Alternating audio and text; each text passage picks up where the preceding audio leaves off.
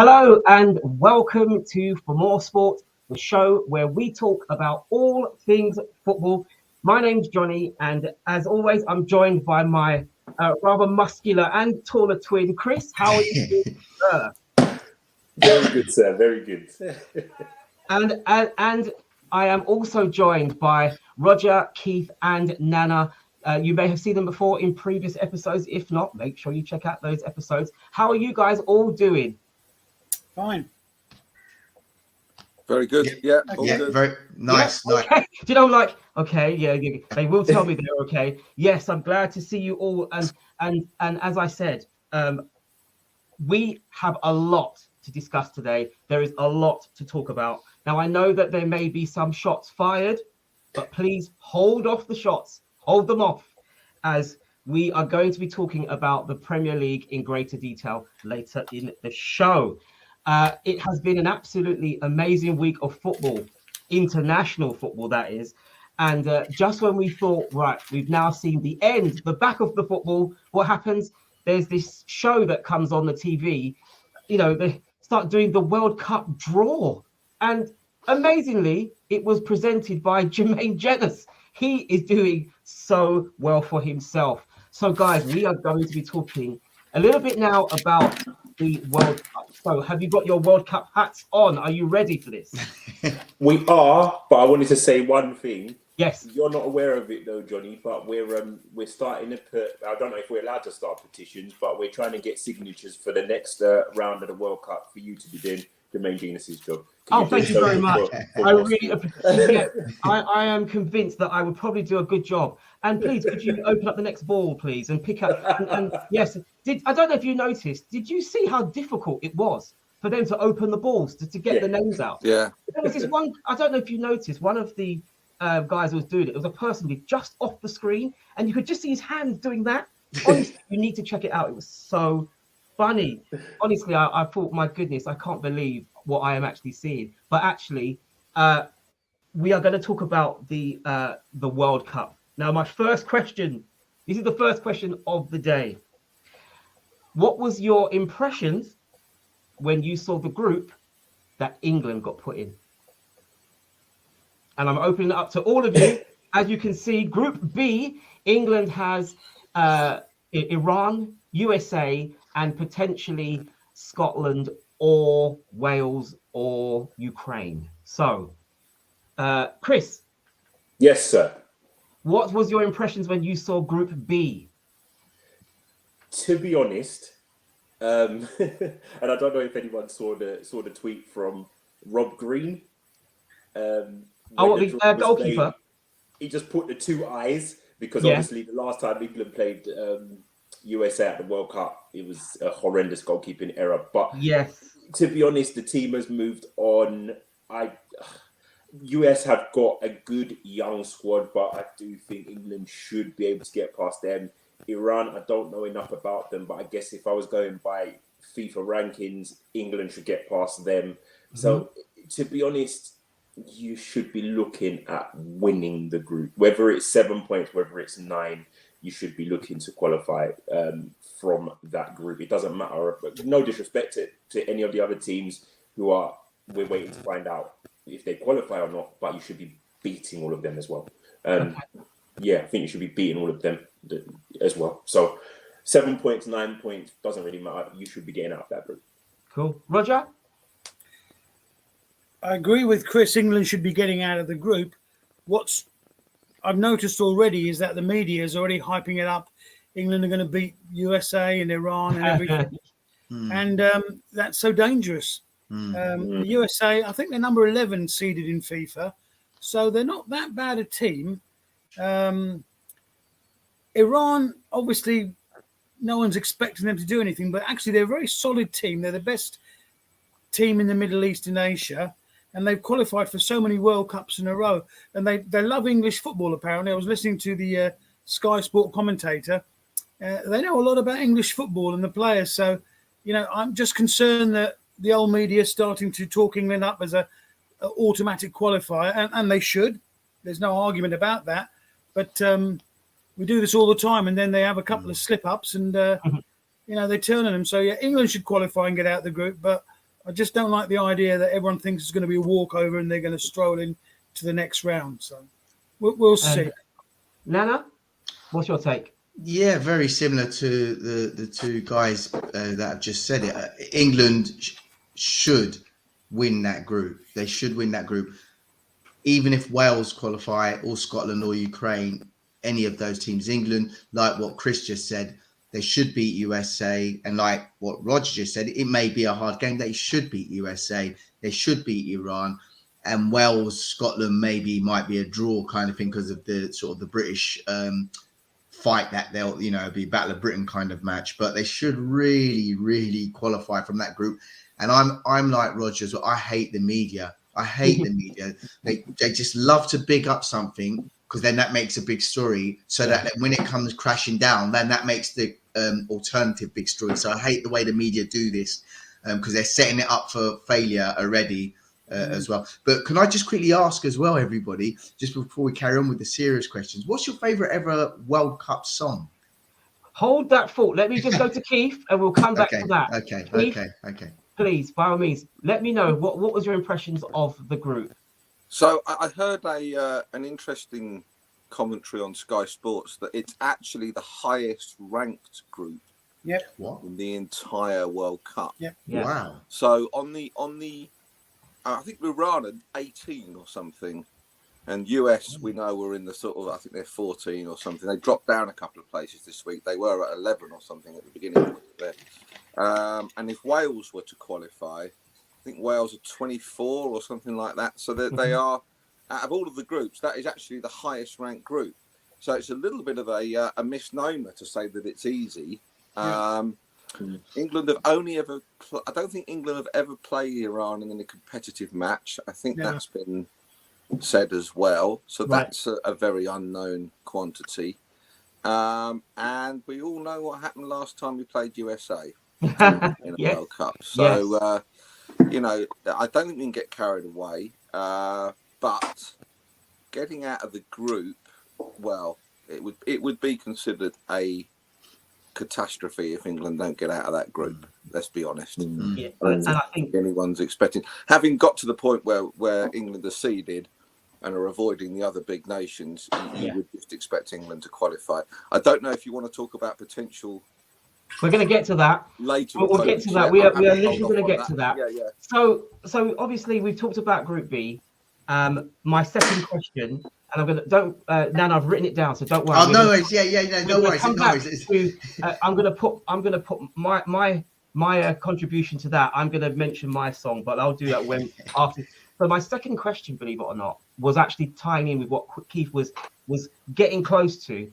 Was nearly every tournament there is always a league of death. There's always the league that everybody goes, oh, that's going to be difficult. There's going to be, there potentially could be some banana skins, or there could be some difficulties. For you, I mean, for myself, I thought it was Group E. I think that the Spain, Germany, Japan, and whoever it is in the playoff, that could potentially be a banana skin. I don't know about you guys. What did you look at the groups and think, oh, that's going to be difficult to get out of? So I could say, Keith, you start because you were the last one the first time. Yeah, I mean, Group H looks pretty tasty, doesn't it? With Portugal, Ghana, Uruguay, and South Korea. I'd find. I mean, you'd expect Portugal and Uruguay maybe, but I mean, I don't know. There's no pushovers in that group, is there? Yeah. So, Roger. Well, I agree with you, really. Group E, when it first came out, I thought Spain against Germany, they should go through.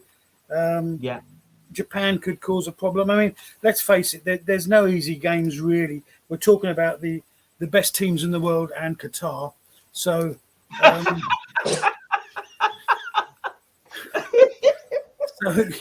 anything can happen in any group. But, I think Group E is probably the group. Scotland could still make it, Roger. Yeah. Oh, it's your turn to give him some shade, is it? Nana, which group do you think is potentially? Yeah, I agree with. I think was it Keith that said Group H. My son and I both said that's the group where we think that the teams are more, well, just by hunches, that they're more closely matched. So we're not sure. Portugal should win that group, but it's not. You know, they had to qualify through a playoff, so it's not 100% that they will qualify. They should do, but that's the group that we were not sure who will get out of that. And we obviously have a vested interest in that group as well. With Ghana. you see them better than Uruguay? I mean, Uruguay seems a very strong side. Would you call them a very strong side? No. Well, I mean, they're at the tournament. The side or some of the players? Sorry, say that again. Would you say they're a very strong side, or would you say they have some good players? I see what you mean. Yeah. Do you see? I wouldn't call them a strong side, but that's just my opinion. I wouldn't call them a strong side. So obviously, we've had a couple of Group E, a couple of Group H. Chris, what would you say is the group that you think is going to be the most interesting to watch? Where I think there's a couple aside from the ones that the guys have mentioned, which I felt the same. I think A and C are quite tricky as well. I mean, Qatar, I don't really rate them, but Senegal, Netherlands, and Ecuador, that could be quite problematic. I mean, we'd like to think perhaps the Netherlands would go through quite straightforward, but is it as straightforward that Ecuador beat Senegal or vice versa? I don't know. So that leaves that open. And with Group C, I thought Argentina, Mexico have good World Cup pedigree, and then you've got Poland, who I don't know, as a team, maybe we don't see them as being that strong, but they've got one of the best strikers in the world. So I don't know. They're a solid European team. Could they spring a surprise? So I think with in addition to the groups that the guys mentioned, I think those two are worth looking out for as well, because it might be who makes a mess of the game against, let's say, the so-called weaker team in the group. Yeah. I mean, I don't know. It was mentioned earlier about the group that England is in. That obviously, if one of the home nations makes it through, it will make it an international derby. And in the last tournament, we saw a nervous England struggle against Scotland. Do you think there's potential for that to happen again with either Wales or Scotland if they qualify? England should hopefully have qualified by then if they've beaten Iran and USA. But we know that the home nations will raise their game to play against the old enemy. So if they're there, it's not going to be an easy match. So hopefully England will have qualified. They don't need to win it. But if they do, it's going to be nervy. Yeah. And what about you guys? What else do you think? What do you think, Nana? Yeah, I agree. It's the Battle of Britain, isn't it? If England need to win that game, and it's Scotland or Wales, and they need to get some points, then it'll be like a derby match, won't it? The form and quality in that sometimes goes out the window, and it's just going to be fast and furious. But the quality of England really should beat the quality of either of those sides. But as has been said on previous podcasts, I think by Roger quite a lot, it's not played on paper. It's not played on paper, is it? So we'll see what happens. And Chris? Yeah, same. I mean, the tournament in the summer, England were at home. You could take that one of two ways. You're at home, you should win. You're at home, you're nervous in front of your home crowd. It's whichever way you want to flip that coin. Truth be told, it might be this time that if it's not quality of player and how your form is at the time, it might just be who handles the conditions of the weather better. So it's just one of those things. Come to the time of the game and see how you're playing. But ultimately, again, I still think England should have enough for any one of those two that may qualify from that playoff. Okay, so we talked about who potentially qualifying from the group. My last question regarding this is, who do you think is going to win it? Roger? I'd like to say England, but I think Brazil's just climbed up to number one in the world now, pushed Belgium down. Right. I don't know much about the current Brazilian side apart from, guy who plays for Chelsea, Thiago. So, but I don't know. I'm looking forward to this. I really couldn't call it, to be honest. But I'm just going to sit back and enjoy it and hope England go far in the thing. So we've got someone to cheer right through to the end. But I don't know. I'm really not. I'm not going to choose a winner because I always get these wrong anyway. So we've just had someone come in. Hello, Ballum. It says hello, and yes, Ghana, Uruguay in the same group. Thank you so much for coming in and listening to us as we talk about the World Cup. You are highly welcomed. We really appreciate you being here. Make sure you hit that thumbs up, and if you haven't already, please subscribe to the channel. So carrying on with that question, Nana, who do you believe? Who do you think will end up lifting the cup at the end of the tournament? Yeah, I think Brazil have just beat a record of qualification points. So they've now, I think Argentina had the record qualification points for that South America group. So Brazil are in a hot streak of form at the moment. So I always, when I do a World Cup, I always do a 4 of, I have 4 that I think will get to the, and usually one of them gets there. Brazil, England, France, and I've thrown in Ghana. you must show local royalties. I totally understand. Who do you believe is going to win the tournament? I mean, it's hard to look beyond France for me. They underachieved in the Euros, but with Mbappe and everyone, it's very difficult to look beyond that. But I mean, I don't know much. I don't know much about this Brazil side. I saw them in the Copa America final, but I mean, it's difficult, isn't it? Because they've underachieved for quite a while in World Cups, haven't they? So if this squad, can do it. With Brazil, it's all about if they can get their defence right, isn't it? I mean, going forward, they're always going to be tasty, but if they can defend. Then that will be the key to it. My tip is probably the French again. Okay, and Chris? Yeah, I would agree with Keith. I think if you're asking me for favourites from what we've seen, I would say France. I think if I was going to go dark horses, it'd probably be Spain. I think they've got a good core team, young. And they played together for quite a while. They did quite well at the Olympics, I believe, and then made it to the semis of the Euros. I think in terms of tournament football, I don't think they lack the experience, although that it's not the Spain team from before. They would be my dark horse tip, but I would say the favourites are probably France just. Okay, so we've got France. So there's an interesting comment there from Ballon where he says, interesting to see how Canada, USA, and Mexico do. So those are American and Central American teams.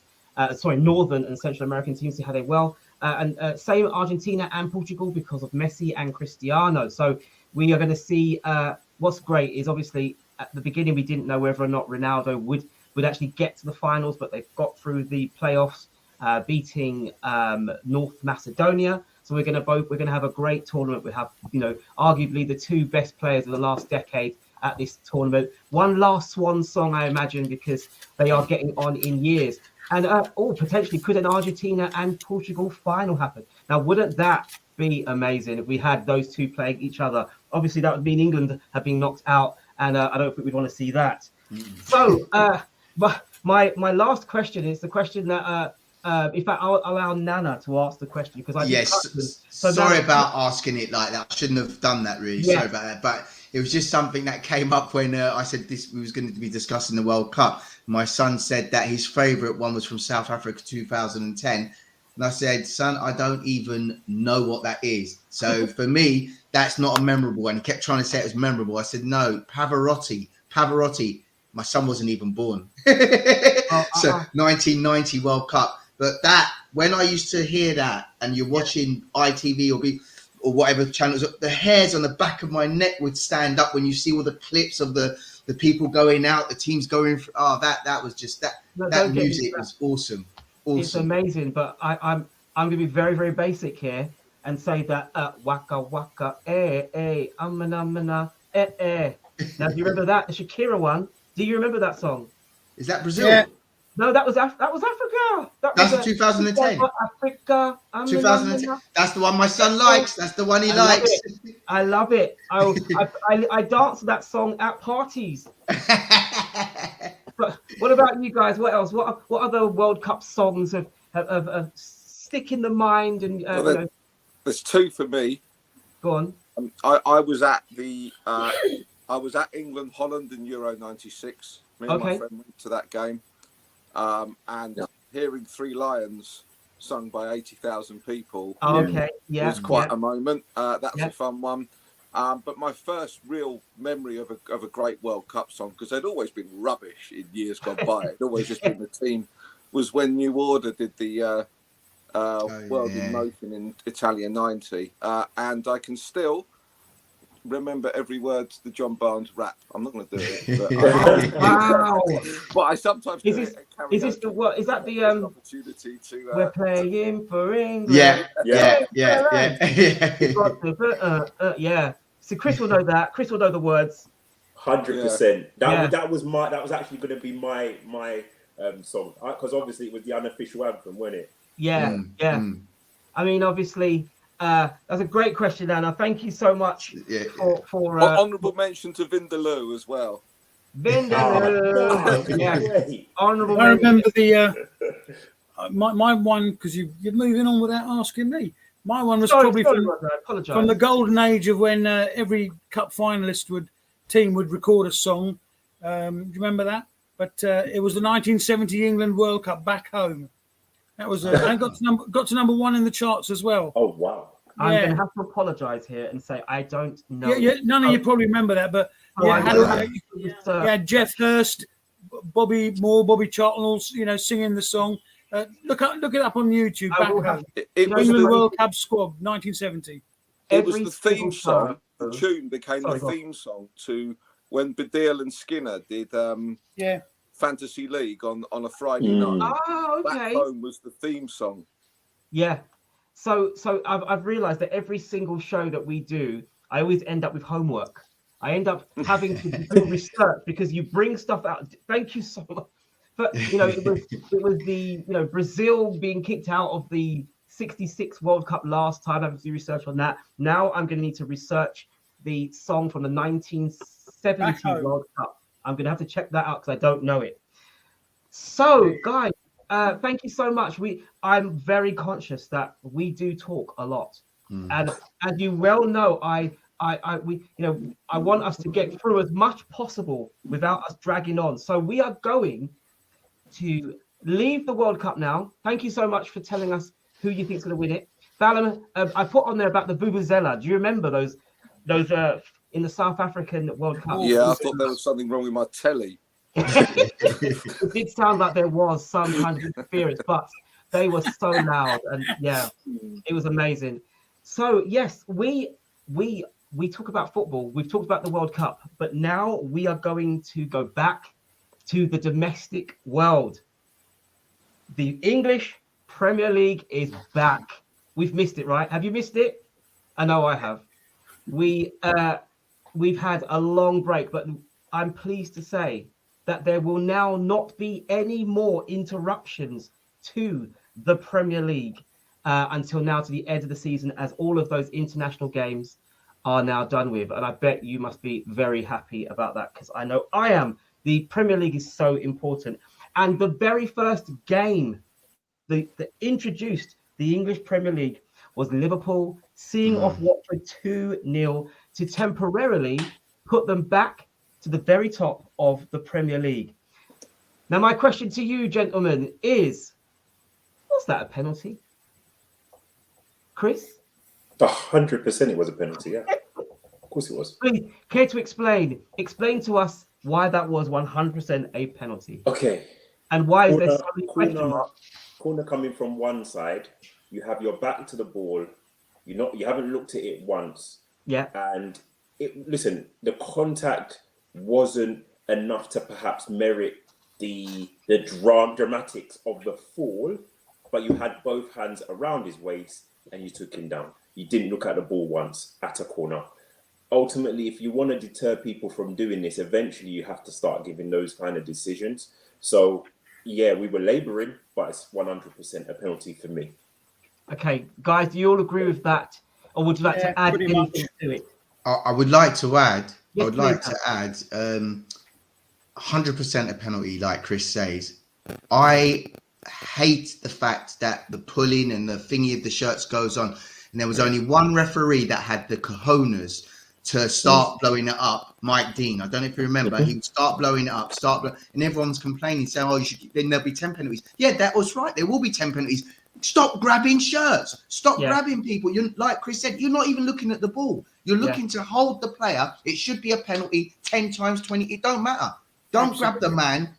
Mark the man. Defend. Yeah, defend. That's what you should be doing, not holding. So it should be given every single time. Every single time. And the golden rule of defending is don't turn your back on the ball either. Yeah. I mean, really, as soon as he did that, he was in real trouble, wasn't he? I mean, it was a rugby tackle, wasn't it? And you can't defend that. I mean, we talk a lot about VAR, and I think it should absolutely keep an eye out for those things. You know, it's important that regardless of whether anyone appeals for it or not. I mean, I don't know what justification that had to anything. So yeah, I mean, I agree. I don't think there's any argument there, is there really? Okay, so we won't labour the point on there. We'll go through the Prem games. We saw obviously Arsenal. We saw Liverpool go to the top of the league, and then there was a game with Man City where they played Burnley, and they beat Burnley 2-0. They get back to the top of the Premier League. But my question to you regarding that team is, if you are a Man City player, are you worried that you now are in a 2-horse race? Is there a motorbike that just went past? I just heard the loudest motorbike. I was like, that was not me. Who was that? Yes. So, is this open to anyone? It's open to all of you, please. I would love to know. I would love to know if you were a Man City player right now, and you've had the league all to yourself, and when you woke up yesterday morning, for a few hours, you were no longer top of the league. What's going through your mind right now? What do you think they're worried? Do you think Guardiola's worried? Anyone? No. Yeah, I was going to say, for me personally, there's obviously a little bit of doubt, but they've won the league I don't know how many times in the last few seasons, and one of them was beating Liverpool by 1 point when they got, was it 98 and Liverpool got 97, and for the end Liverpool just kept winning and Man City kept winning. They're used to this. They're elite. They know how to do this. They know how to get over the line. So worried, I don't think would be the correct word. They're obviously have a little doubt, but they're confident in their own ability that they can win every single last game, including in Liverpool.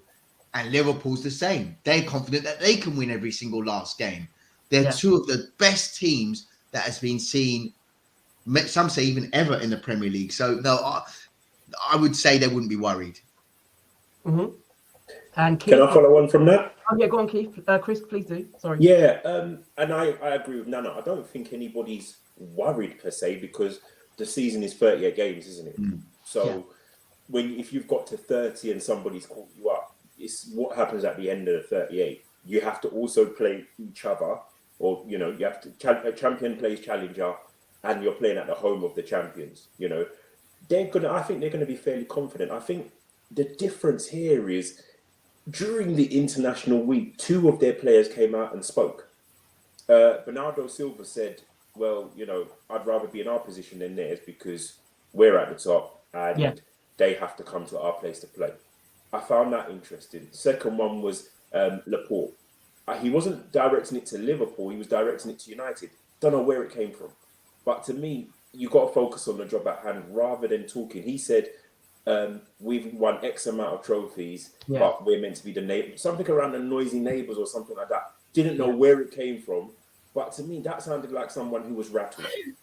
That really sounded like somebody who was rattled, and I don't know why, because no Liverpool player, management, or whatever had spoken. So I just found it a bit strange that you choose international week to start talking. Ultimately, listen, few more days, they could beat Liverpool quite handsomely and go on to win the title. They for me, just focus on what you got to do.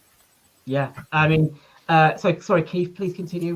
What's your Having, I mean, mindset? all of us here know what it's like to be in a title race. We've all experienced that as a fan. Finally, wait, look, you've won a title. finally. And for me, there were only a couple of seasons when United won it where it was a procession. Probably in the early 2000s, there were a couple of seasons. And they weren't really fun as a supporter. I actually preferred it when somebody pushed you. Because you want competition. You want something. You want to feel at the end of the season that you've beaten somebody that's come up and challenged you. So, you know, the best title races are always the ones that go to the wire. And I think even as a fan, you want that. I never wanted it to be a procession. I always wanted a challenge. And I think City, after having had it last season all their own way, will be relishing the challenge. You know, at least they should be. Yeah. So, Roger, would you care to add to that? No, I endorse everything that's been said. When we were winning it, I was glad it was not a procession and we were steamrolling teams, because it was, it's sport my weekend when we lose. So let's get on to the Leeds and Southampton match next. So now before we continue, I just would like to, I'd like us to go down memory lane. I'd like to take us all the way back to the very beginning of the season. In fact, actually, the very first game of the season, Arsenal played a small team that had just come up from the Championship. They come up into the Premier League, and obviously they're full of beans. They want to win, and they do well. Unfortunately, Arsenal, a team ravaged by COVID, had to put out a very skeleton team and were beaten quite convincingly by Brentford 2-0. And we were the laughing stock of the Premier League. Now, I'd just like to fast forward to today now. I'd like to fast forward to the real time. Chelsea played Brentford at home, and they also are convincingly beaten by Brentford. I'm not sure how many of the Chelsea players were actually quarantining as well, but I would. Sure.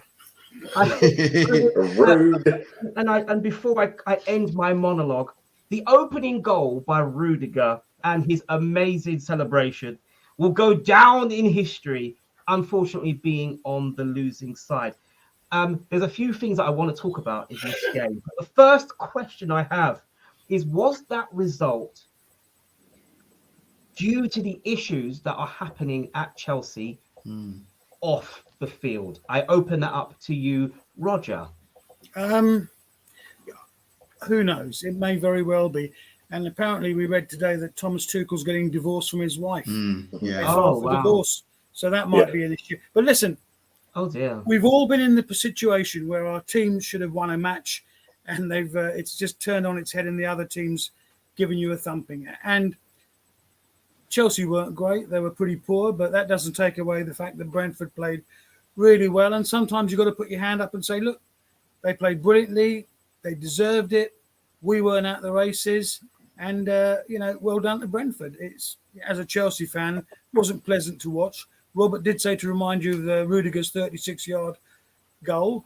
It was an amazing goal. Yeah, having said that, Brentford played well and they deserved it. So, you know, you can't complain. Well done to them, and we'll have to move on.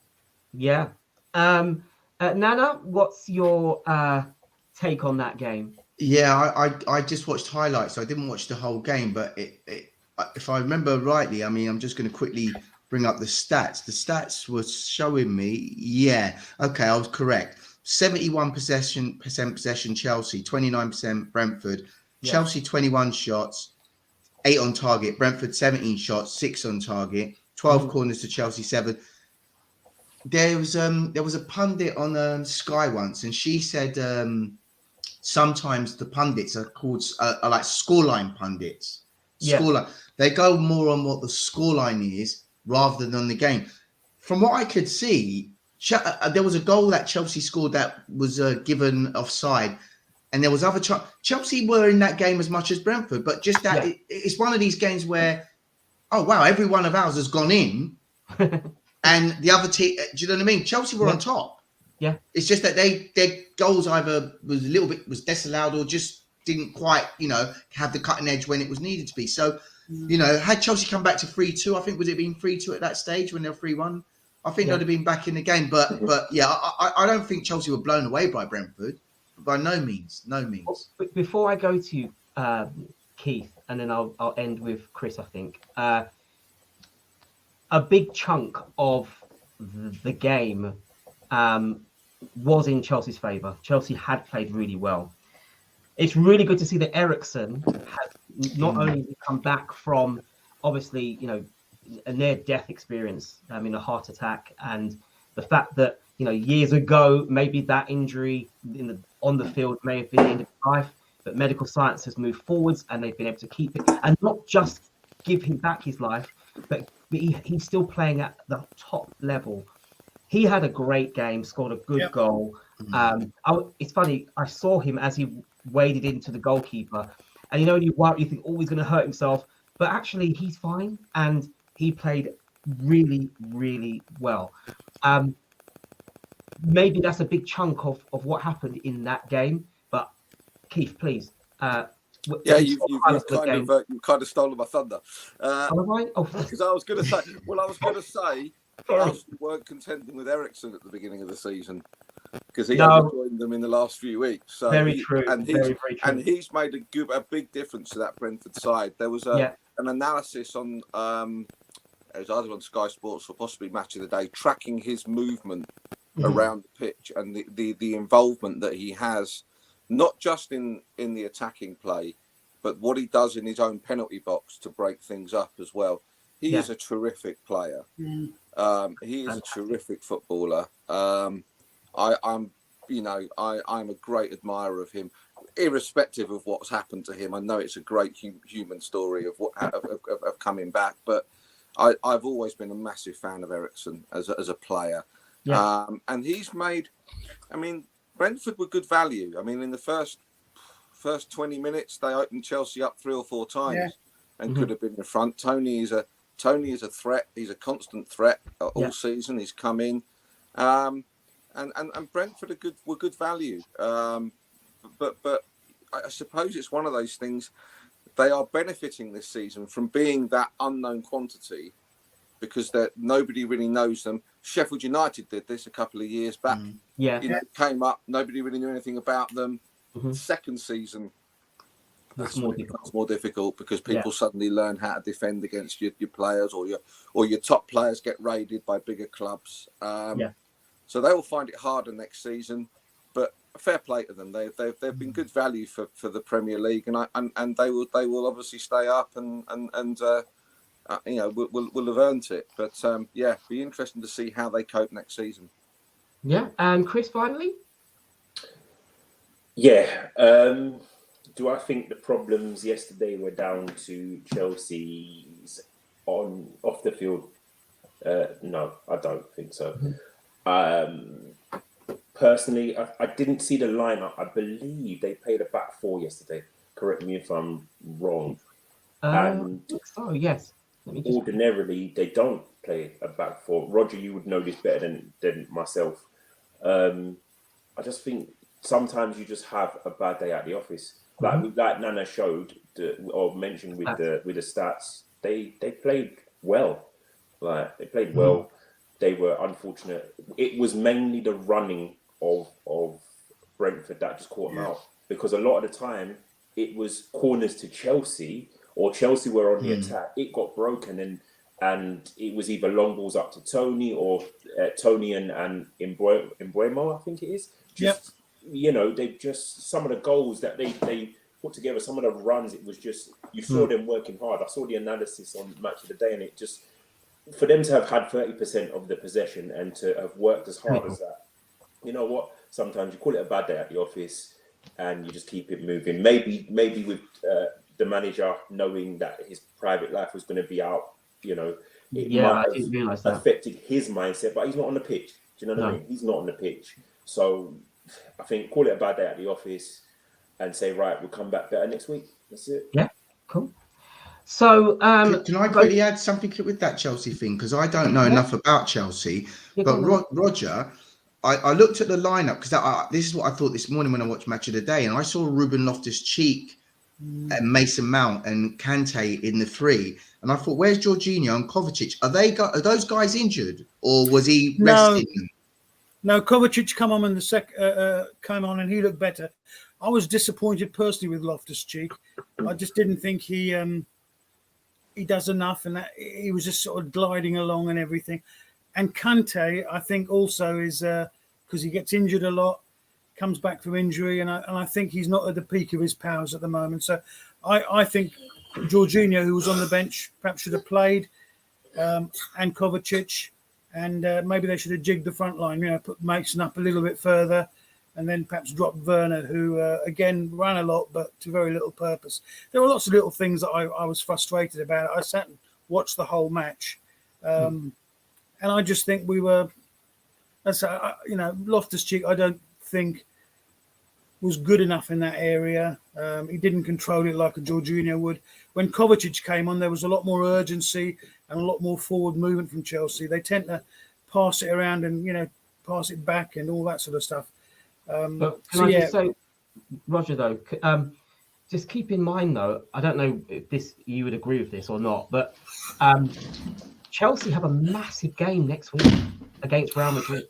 Yeah, and you have to remember that this is the period where you rest your players. And that's where I was coming from. Sorry, Johnny, that's where I was coming from. Yeah. Oh, yeah, sorry. probably you're right. Sorry, Nana, go on, please continue. No, you're saying exactly what my thoughts are, because it looks like when I saw the lineup, I thought this is like a weak. This isn't Chelsea's best midfield. What's going on here? And it's because they've got a game. I didn't realise. I thought, why is he done?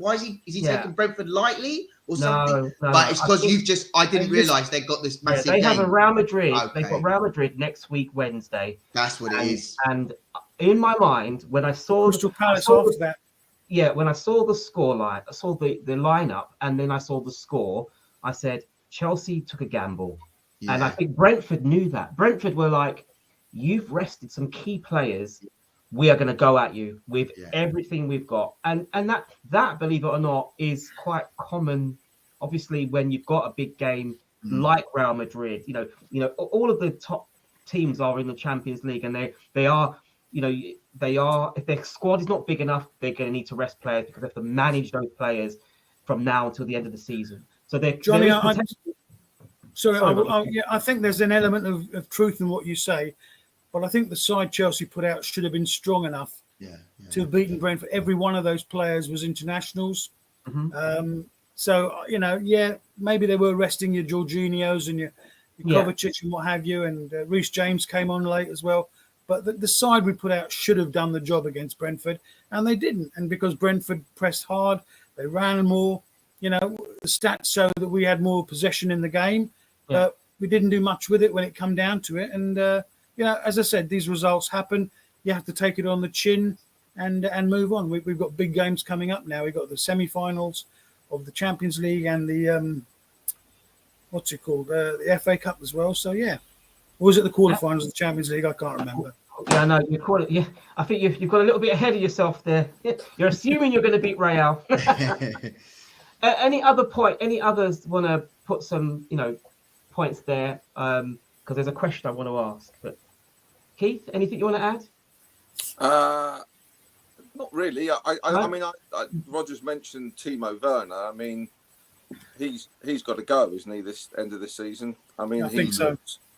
He can't hit a barn door, can he? The thing is, in the Bundesliga, he was on fire. And if you look at his stats in Germany, sometimes you come in, a player comes in and they don't settle and they don't hit the ground running, and every shot they take, it looks like they've got lead in their boots because the weight of that of every missed chance is in them. I mean, it happened with Torres, didn't it, at Chelsea as well? It can happen anywhere. All clubs have had these signings that have come in and they just haven't worked out for some reason. And And Chelsea need to, I think that's one player they probably do need to look at moving on. Okay, so could I make a final point? Yeah, about please do, Chris. Yeah, please do. Chelsea? And I don't know, because obviously I rate them. They're a team that have won loads in the last decade and a bit, and they've got a model and it's been successful for them. Yeah.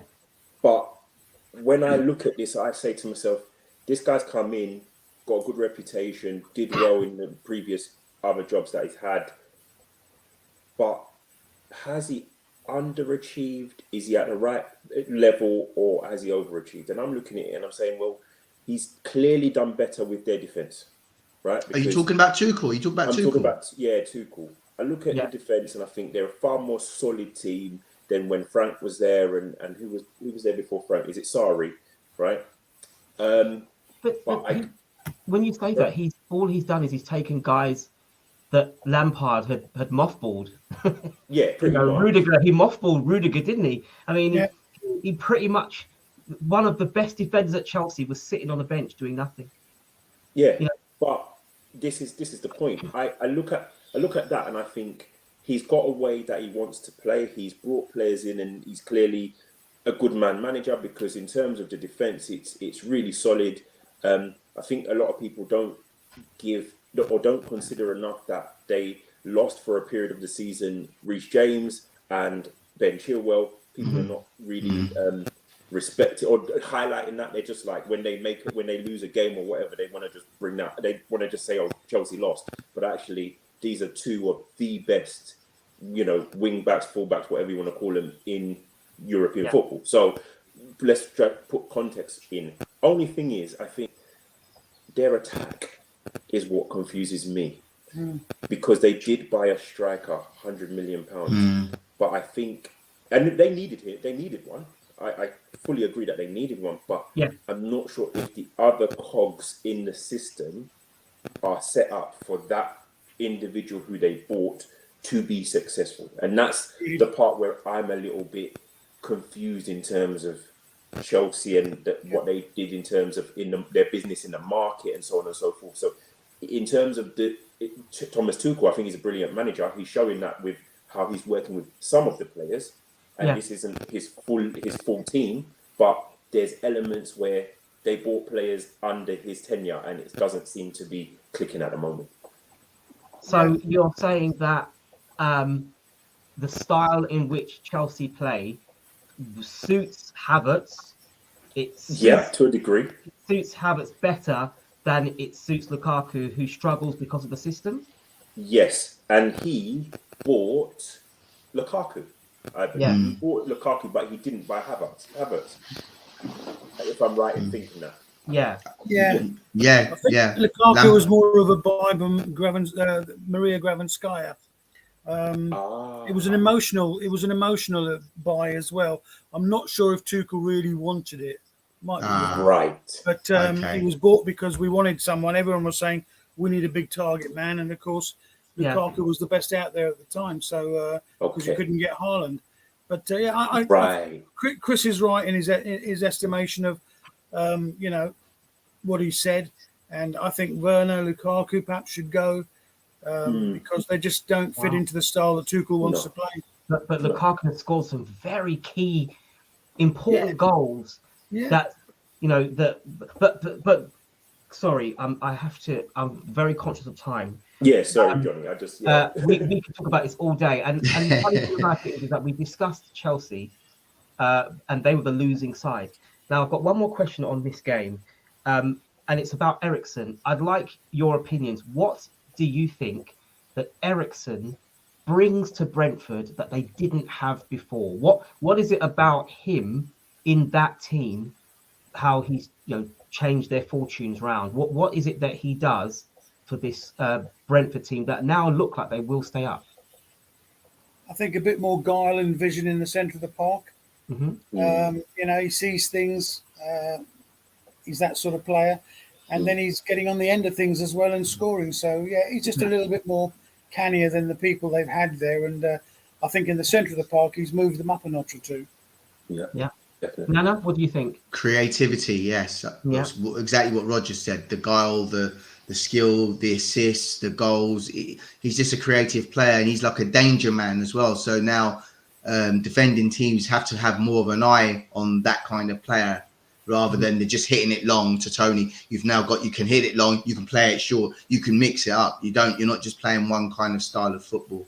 Yeah. Keith? Yeah, he's a genius. He's one of my favourite players from the Premier League in the last 10 years. And Chris? Oh, sorry. I didn't mean to cut you there. Please continue. That's all right. I mean, I've already said what I've said about him. Yeah. You know, just his movement all over the pitch, just his ability to. He's head and shoulders their best player, and when you bring in a player that's your best player, then it's gonna elevate the whole team, isn't it? And to think he went there it was almost when they heard his name, I heard presenters talking about it being a gamble, obviously because of his health. There were people going, "Oh, is it a good idea for him to go back on the pitch?" But medical science has moved so much now, and I saw a photo of Denmark playing the Netherlands, and it showed a picture of Danny Blint and Eriksson tackling each other, and they are both players who have had to have stents or whatever it is, heart regulator on their hearts. So these are two men who maybe 10 years ago may not be around right now, have been able to still continue to play at a high level. Yes. So, Chris, did I ask you, or did I?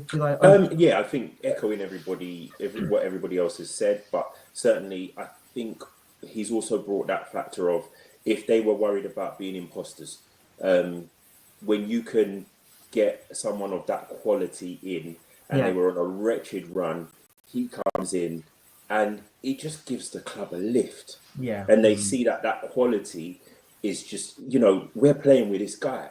We're playing with Christian Eriksen. He's played Champions League finals. He's done this. He's done that. He's won Serie A titles, and he's with us. He's one of us. So we're not imposters. We're meant to be here. And I just think he's just given the whole club a lift. Yeah. So just moving on now. Brighton and Norwich was a 0-0 draw, and so was the Leeds and Southampton game. That was a 1-1 draw. I just wanted to mention Ward-Prowse. Now, I don't know if you know, but this guy is a free kick genius. The man just knows how to score goals. If there is a infringement, a tackle anywhere near the penalty box, and he puts that ball down, there's a very good chance that he is going to score. My question to you is, should he be considered not just for England's duty, but do you think that he should be getting into the squad as a regular player? What, for England? For England, yeah. As a starter? As a starter, is he good enough? It's a good shout. There's a lot of good players in that position, but I think it's a good shout because of what he does give you when he's on the pitch. So I don't think he'd look out of place if he was starting for England.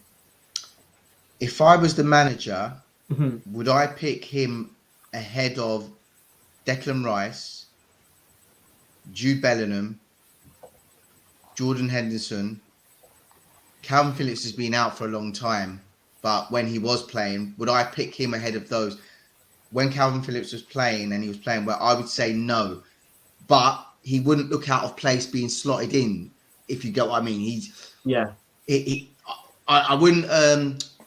Sometimes when you get these players that when they're playing for your club, oh no, he's playing, and you can't. Oh no, he's not like that. If you get what I mean. When he's playing, he'll be okay, kind of thing. But at the same time, I wouldn't put him ahead of the guys I've just mentioned. Yeah, I think that's a fair shout. He has got, an amazing foot for a free kick, but there has to be more to his play, and there's got to be more in his locker.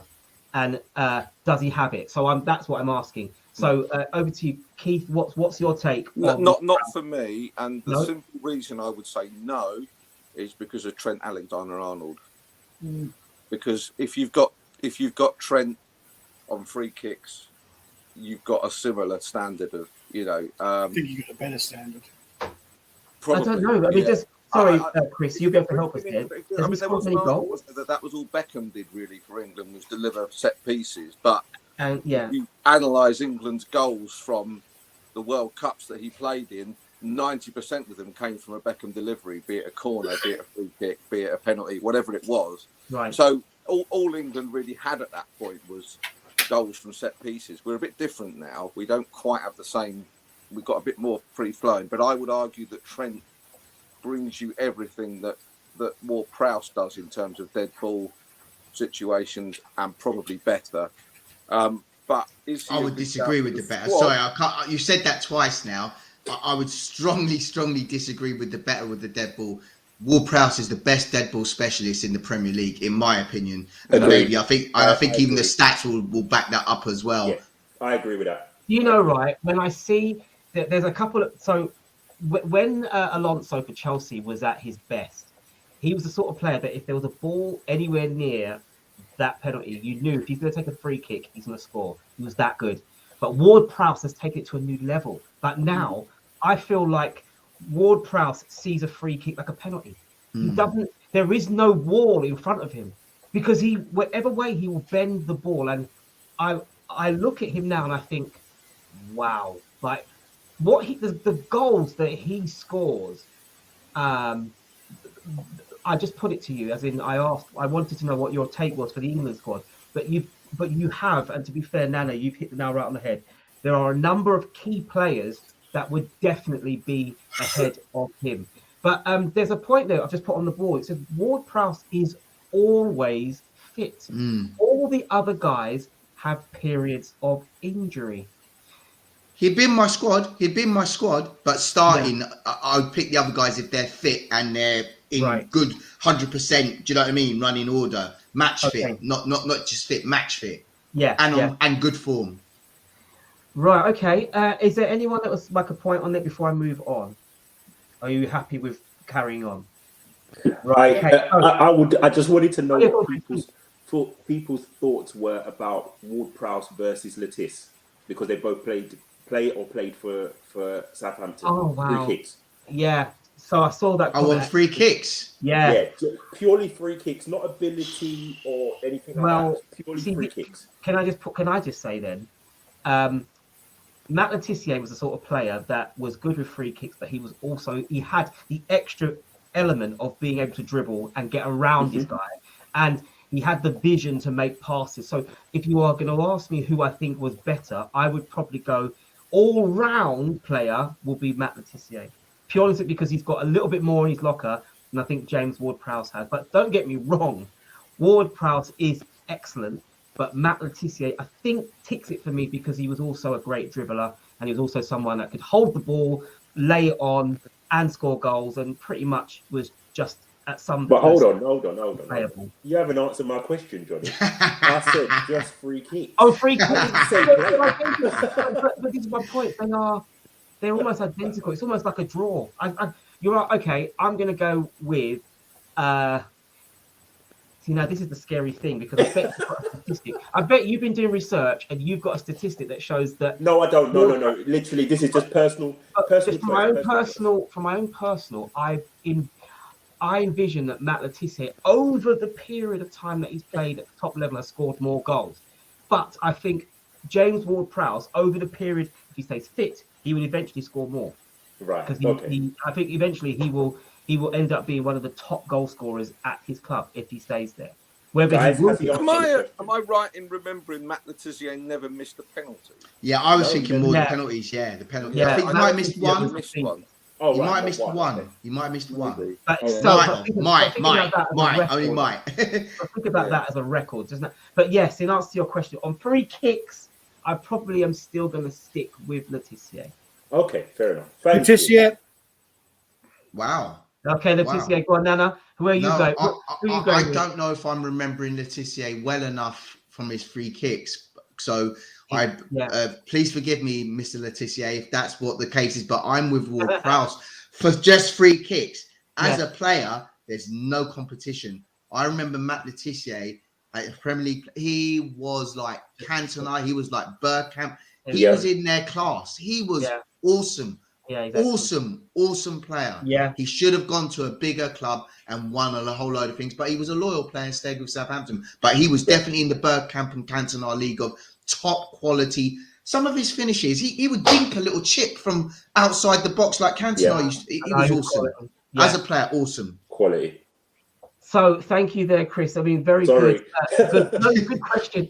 Obviously, we are still. I have a few more questions that I would like to go with. I know we were going to say we're going to stick at an hour, but it didn't work. And I tried. You know, honestly, I have been trying my best to steer us on a.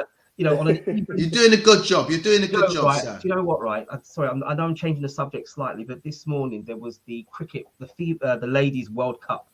And I'm not a cricket specialist by any means, but Australia scored loads of runs, and then there was it showed a run rate. England had to score so many runs per over to keep up with that run rate. And I was thinking, that's exactly what I need to do with you guys. I need to ask enough questions and keep us at a run rate that will get us within an hour. Unfortunately, we always the minute Nana started asking questions about songs. Sorry. It's game over. The minute we get subplots, that's it. It's over. But I will continue with the next game down was the Midland Derby. I don't know what is the Wolverhampton Aston Villa Derby called. Anyone? Is it the Black Country Derby? Maybe it could well be. No. I'm not quite sure. I don't know. I don't know. That's West Brom Wolves. Right. Okay. So Wolverhampton beat Aston Villa 2-1, and I don't know if you saw the highlights of that game, but the question I have for you is the Ollie Watkins penalty. Should it have been won? So if you don't know, he's running for the ball. The goalkeeper has absolutely nowhere to go. He can't, disintegrate and then reform once Ollie Watkins runs into him. There is nowhere for him to go. Chris is laughing. And the referee gives a penalty, which to me personally, I can't see how it was a penalty. The only saving grace is that Wolverhampton didn't lose, because if that was a 1-1 game, I would be disappointed with that as a goal. But I don't know if you saw it or if you have an opinion. Please let me know. And yes, I did speak about cricket.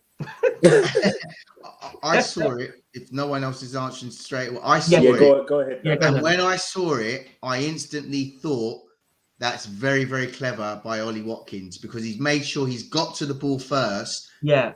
Touched the ball, and then he's got clattered by the keeper. But like what you said, Johnny, the keeper can't do anything else because he's also trying to get the ball. But that's what happens in the modern game. It's whoever gets there first. The other person's giving away the free kick penalty. Yeah. I don't know, guys. If you haven't, you need to check it out. I haven't seen it. I personally thought it was, and I mean, Nana's hit the nail right on the head. This is the skullduggery. Good word. It's the skullduggery. Clever play. Yeah, it is the skullduggery of footballers to know, as long as I touch the ball first, whatever happens after that is going to be an infringement on my ability to carry on playing the ball. But he had no way was he going to do anything with it. Doesn't matter. Doesn't matter, John. And I think, guys, if you don't, have a look at it, and maybe, when we talk about it later, come back to me and tell what you think. But personally speaking, I thought that was nowhere near a penalty, and it should have been a 2-0. But thankfully, Wolverhampton won the game. So the last game of yesterday was the 1-1 draw with Manchester United and Leicester. I watched that game, and Leicester were a better side. Maybe you will disagree with me, but Leicester were a much better team than Manchester United in the game. But my question is the controversy that Rashford was a substitute and they actually fielded the game with no recognisable striker. My question is, should Marcus Rashford leave Manchester United?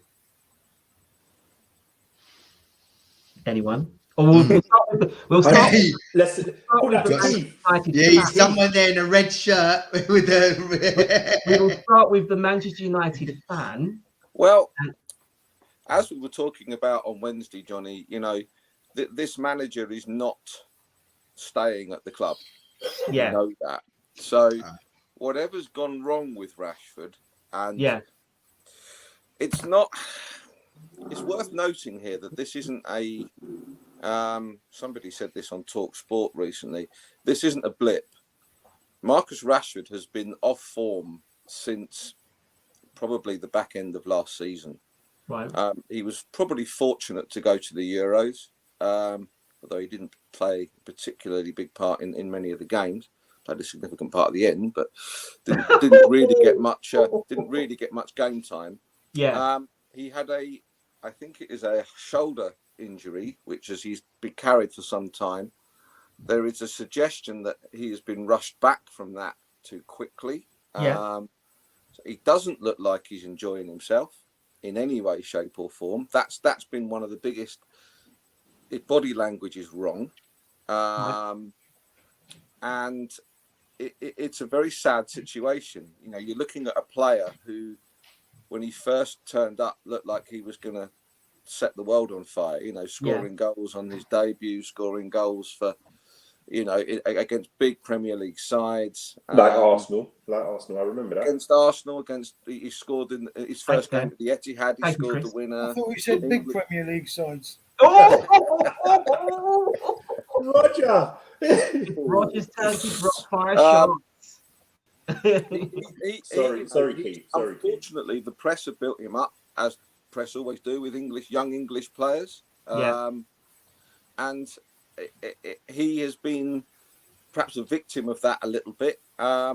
He's a decent player. I mean, there's no getting away from it. He is a quality player, but unfortunately, he is in bad form. He's been left out of the England squad, quite rightly. No arguments here on that, and I don't think anybody had any arguments with that. But it will be interesting to see what a new manager makes of it. I don't think he'll go anywhere until he learns who's coming in and what their plans are. That will be the test of it at the end of the day. But it was a story. It's significant when you're playing, considering how awfully it worked against Man City playing that formation. I don't quite, and this is another thing altogether. I don't get this 4-2-2-2 nonsense that Rangnick does. Don't know any teams that play that in world football. Quite where that's come from, I'll never know. But anyway, sorry, can I just say something that I've heard people say that Rashford is the new Welbeck.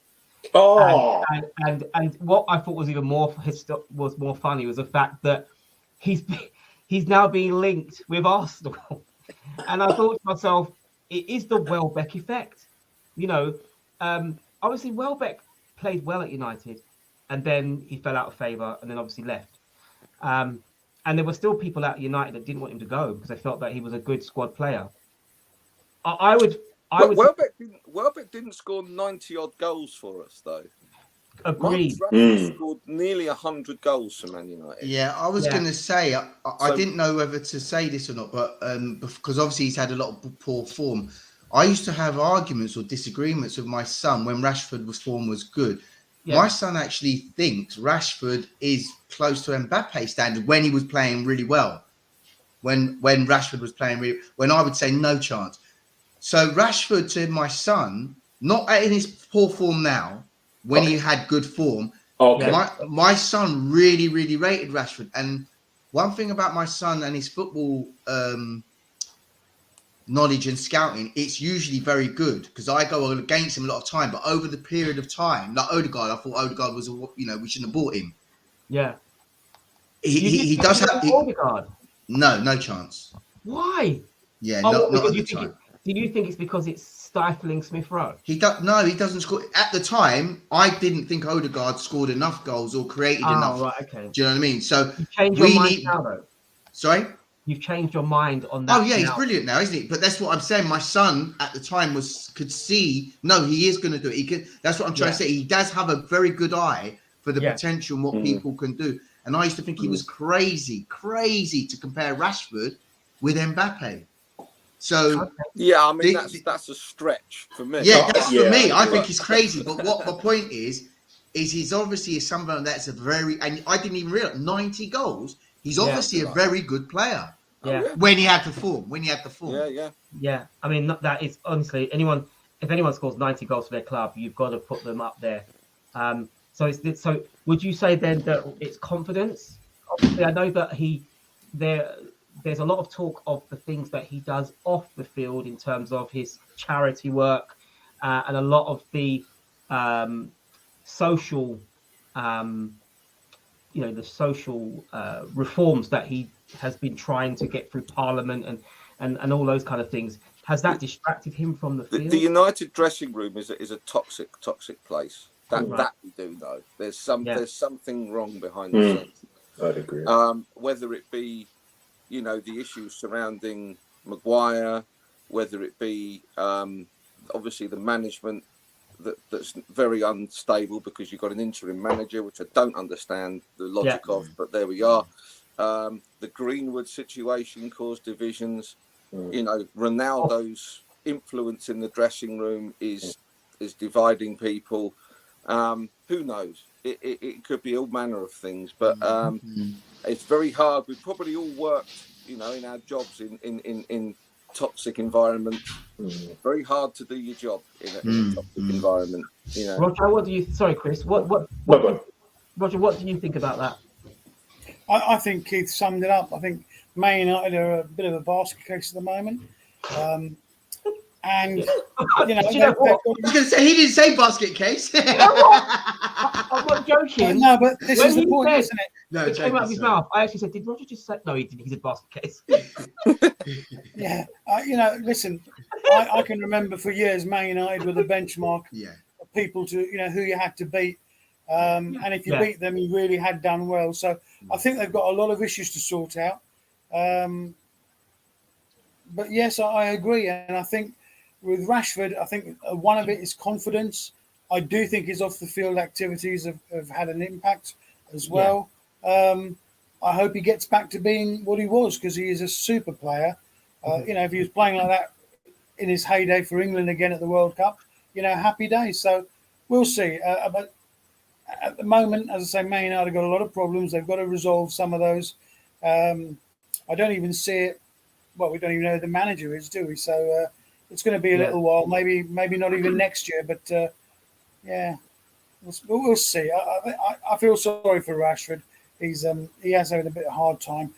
Some of it may be of his own making. I think the confidence is just gone with him at the moment. But did anybody see the Elanya mix-up yesterday? Yeah. I mean, he's about to pull the trigger, and why did you? What's that? You think, hang on a minute. I was fairly confident he puts that on target. Yeah, fairly confident. What happened? Sorry, I missed that. What happened? Rashford rounded a couple of players right at the death. He got the ball turned, stole half a yard. Elanya's in an offside position, but he's kind of in the way. And instead of clearing off and letting Rashford have a shot, he tries to slide in and take the shot. Misses it, and absolutely. I mean, Rashford's reaction was like. Yeah. What are you doing? You're offside. Get out the way. I'll watch that after. I'll watch that clips after. I mean, that's something United. Sorry, Chris. What was your point, Chris? You were going to make? Oh, yeah. Just finally on Rashford. Personally, let me, if you don't mind, I'd like to ask a quick question to Keith. Keith, what's his best position? He's not a centre forward. He's not. Okay. No, we knew this. I mean, Mourinho. In Mourinho's team, when he had Lukaku and he had Zlatan Ibrahimovic inside, it demonstrated what you needed from a centre forward.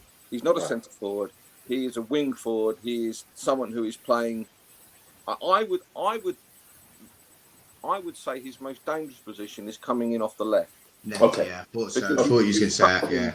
But So- interestingly, that's kind of in competition with what Sancho does, and that's Yes. another odd signing considering who we had there already. So it's a strange one in itself, but they do like to do that. I mean, Liverpool do that with Mane and Salah. Yeah. You know, they switch wings and come in off the opposite This is side, it. and that seems to be a thing in football now. And I think Rashford is best suited to doing that. He's got pace, he goes past people, and he can get. But his distribution, as in his crossing, is an area of his game that does need to be improved. He Fair can enough. be greedy, and Fair that enough. doesn't help. You know. And I think that's the thing for me.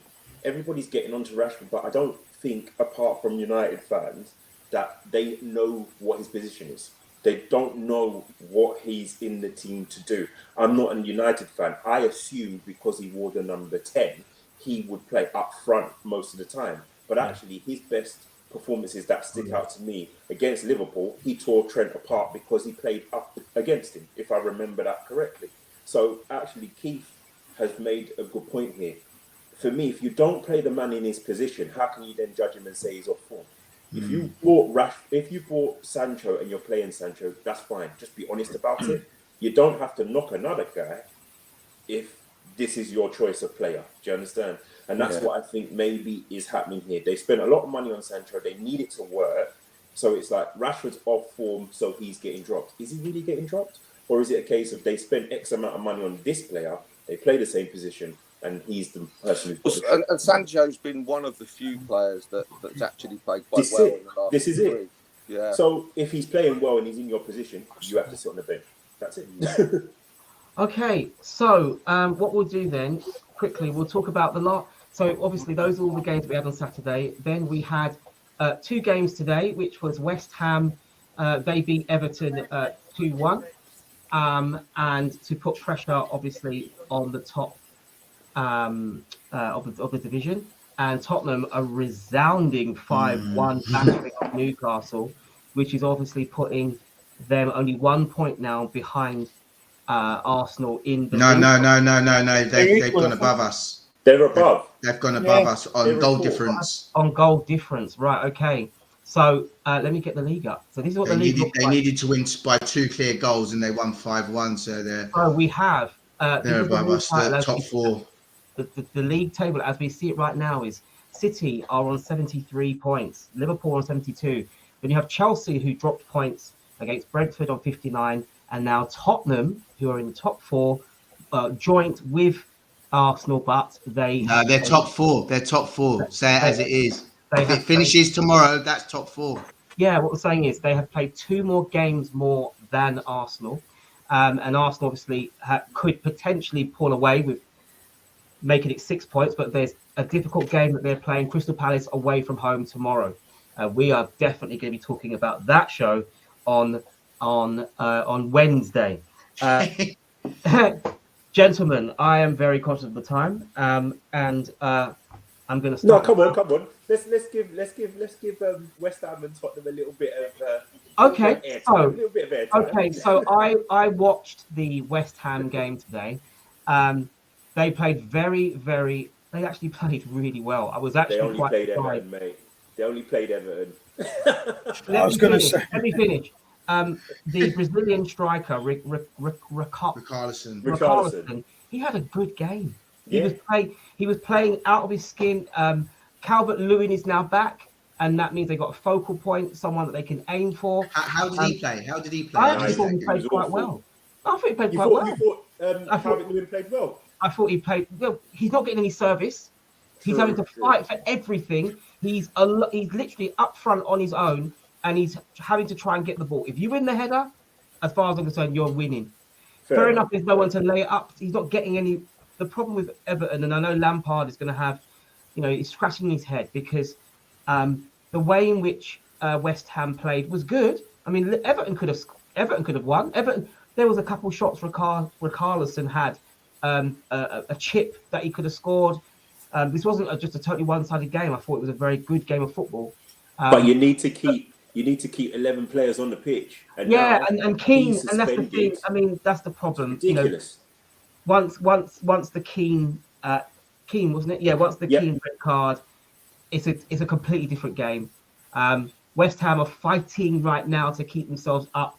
I know that obviously they are in that area, but I would say their main, the person that they need to be really thinking about is Wolverhampton, because Wolverhampton are on the same amount of games as them. All the other teams have played less. So, the fact that Manchester United, Arsenal, and Tottenham are really going to be fighting. And I think that the next segment of this Premier League is now focused on that period there. Can top guys rest their players when they're playing Champions League and FA Cup and this, that, and the other? Or will they falter and struggle? To me, that is going to be how, this is going to be how this season pans out. Sorry, I'm going to say my bit, and then you can, by all means, say what you need. The Tottenham game, I only saw the first 3 goals, and I thought when Newcastle scored the first goal, I was thinking, oh, we could have an upset. I was thinking, yes, I was getting excited, and then a minute later, Davies scores a header, and it's from then on, it's only one-way traffic, and obviously that is going to embolden Tottenham now to really believe that they will get top 4, and I think that I think it was Keown was the one that said this is not over, and it's not. No, it's not. And I think that there are some really big games that Arsenal will need to play, and that will decide whether or not they get top 4 or not. But who knows? It's going to be a very interesting end of the season. So guys, please, if we're talking about the West Ham, Everton, or the Tottenham versus Newcastle game, by all means, please let me hear your opinions, please. Or anyone? Nana? Anyone? Keith? Anyone? I was just going to say, top 4 teams should be looking at Bowen, shouldn't they, next season? Yeah, West Ham. 100%. Very good. What his stats this season are astonishing. He's becoming emerging as a real good attacking midfield player. With the Spurs game, I would say once again Harry Kane runs the show. I mean, he didn't score today. He doesn't have to, because he's dropping deep and spraying those passes into the front players, and he's a real complete player when he's on form, and he's really on form at the moment. Is Rice worth 150 million? I don't know if you've heard that. Rice has been.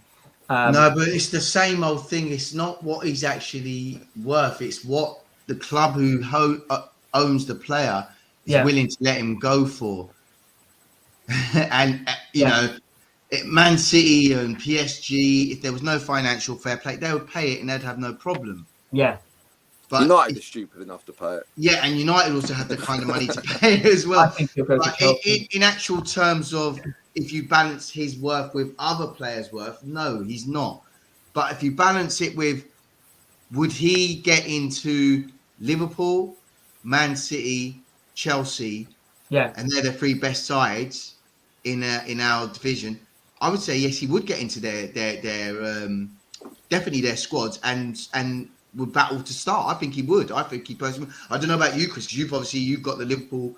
You know Liverpool better than me, but from what I can see, I think Rice is awesome. I've just put a comment in the YouTube. I think he's worth the money. It's not for me as a Liverpool fan.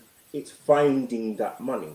But if you're asking me whether he as a player would better our squad, team, and so on and so forth, 110%. There you go. See, that's what I was trying to say, Chris. What you're saying, he's definitely worth it if you can afford it, because he's going to make Liverpool, Man City, Chelsea better. So on that basis, they're the best teams. He makes them better.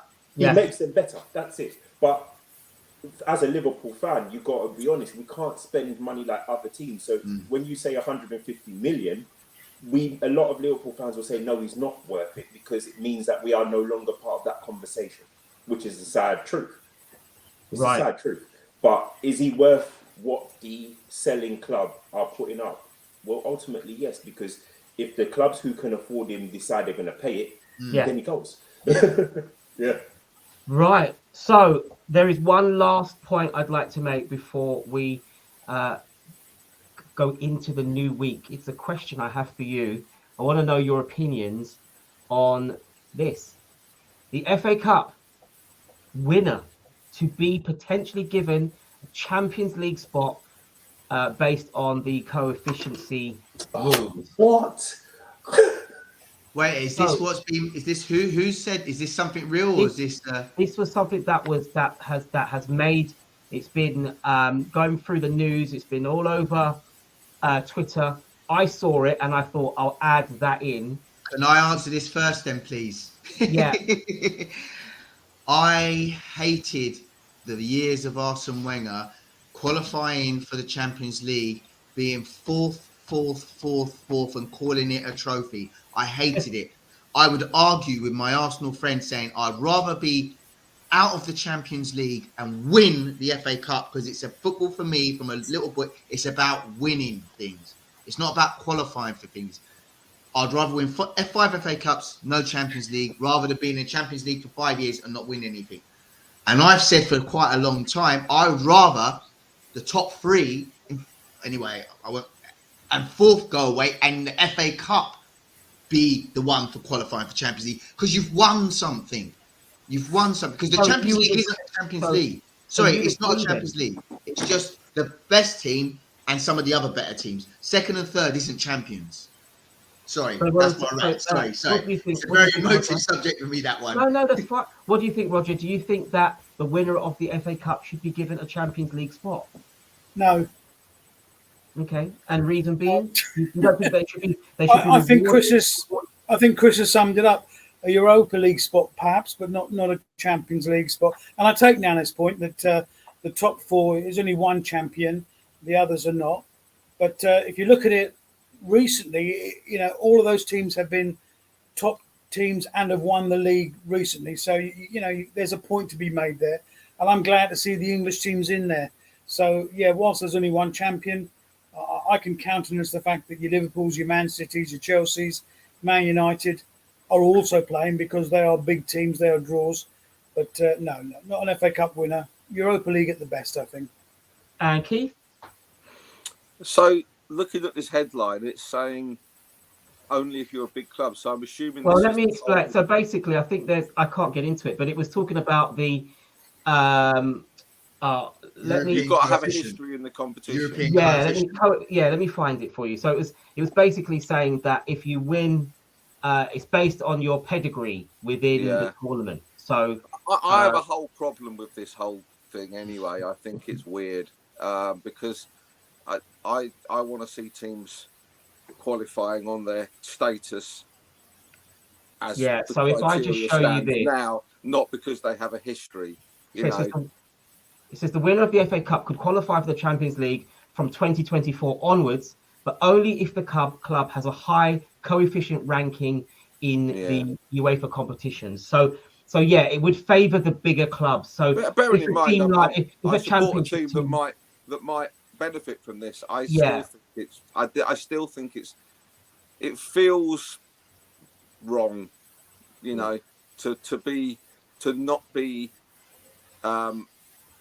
to not qualify for it in the normal way and to get in through the back door because you. Can I spin it, guys? Would you rather the team that finishes 5th qualify than the winner of the FA Cup? Because that's what the other thing that was mooted the other day. No, but I think that the FA Cup should be rewarded. So that's what I'm saying. So are you in agreement with me, Johnny? Yeah, I don't agree. Would you think 5th should be? No, I think one. No, so I'm asking Chris then, because Chris is saying no. Because, in terms of the team that finishes 5th, so they don't win anything, but via their league placing, coefficiency and all the rest of it, they get in, yeah? Is that what you're asking? They get in, yeah. So let's imagine they did get in because of that. Yeah. It can all change. There's all little different factors. If I'm going to be brutally honest, I'll try and answer it in 2 ways.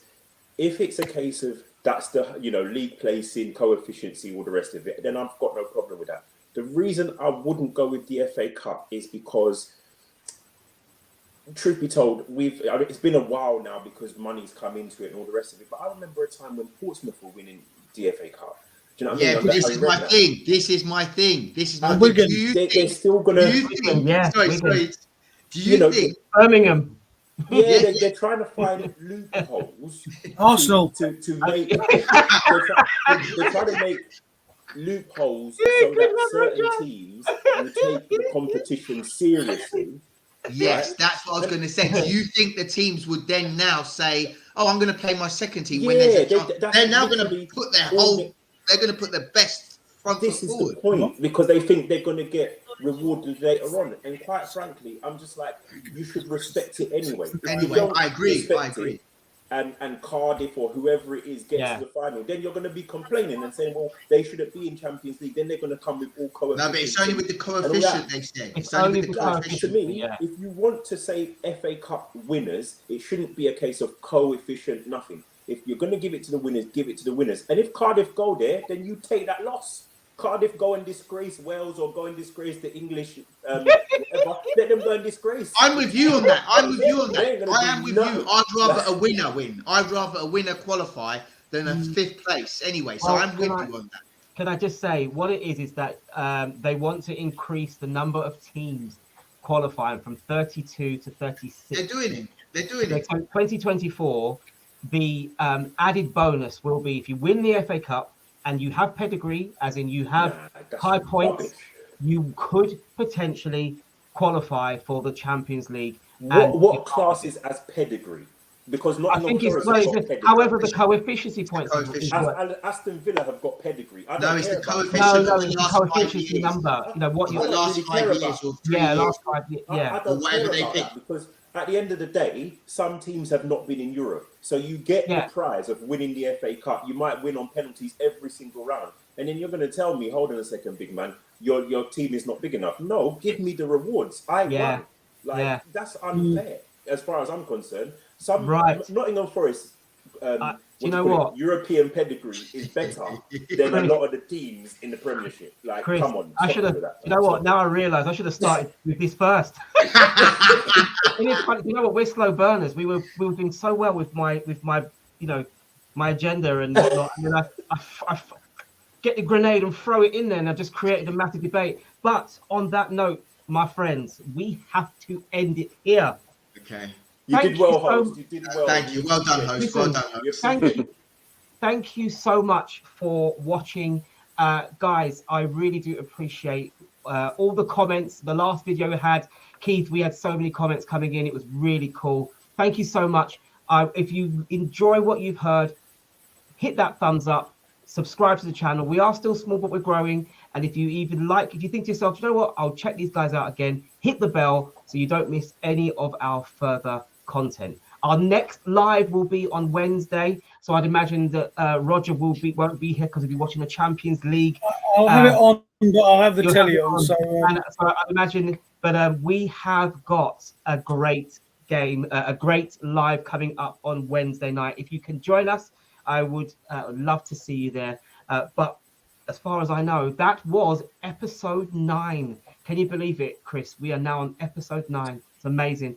Thank you. And can I just say a big thank you to all of the guys here as well. Yes, massive. When this started, we wanted to get people on, but you guys are now you're like ForMorSport family. So big yourselves up. I know, and it's awesome. We started out with just me and Chris, and we've slowly opened it up, and we've got more people coming in. I know Nana's got some. I'm very conscious of flooding it with Arsenal fans. I actually, honestly, you shouldn't have said that. Honestly, I was thinking to myself, even when Nana said to me, "I've got some new people," I was like, "Yeah, but they're an Arsenal fan. I need to mix it up. I need." No, Keith, I've got a United fan lined up. I've got. Brilliant. I need Tottenham. You need a Spurs fan, yeah. I need a Tottenham fan. Yeah, we need to be able to pick on someone, right? Yeah. Your mother-in-law said that you need the support, Johnny. Yes. Oh, really? Oh, yes. Thank you. She's listening. Oh, she's listening. Oh, hello, Sally. But anyway, on that note, my friends, thank you so much for hanging out with us in this show. As I said, Pleasure. hit the thumbs up, subscribe. Take care, people, and we will see you Wednesday at 7 p.m. sharp. So take care, people. Whew. Wow. See you, Johnny. Everybody.